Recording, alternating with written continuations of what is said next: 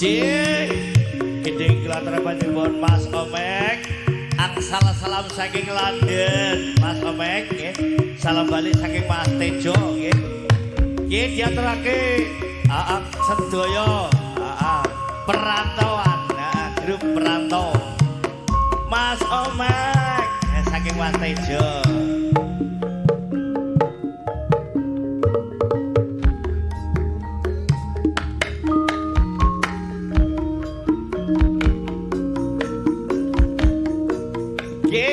Kage Ibu Hadi yang germo melek sehat bodo kopi mampir rono melek lilir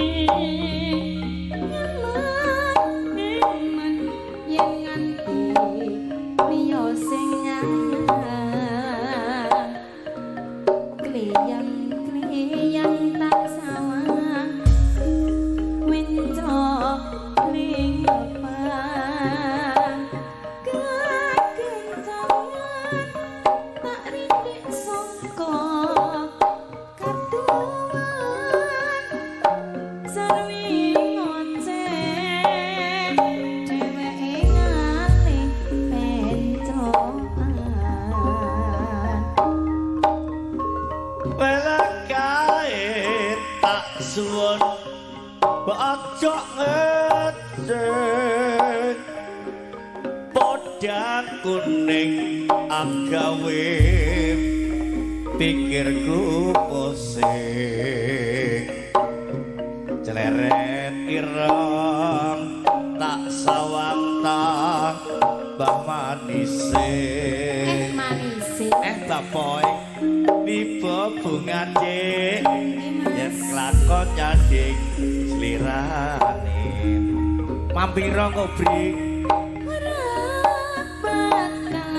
ya dekku ketimbang liya tobat yen si podang duduk hati kepranan rendo hatiku tak soyo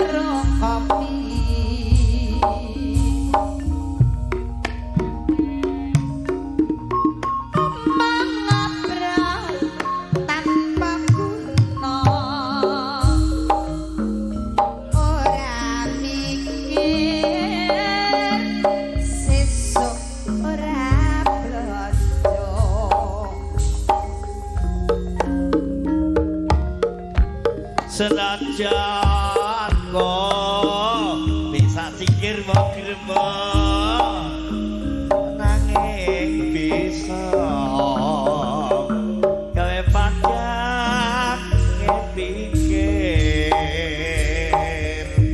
sakno yen ora ngombe sak sore papiro bring watone wa ing loteri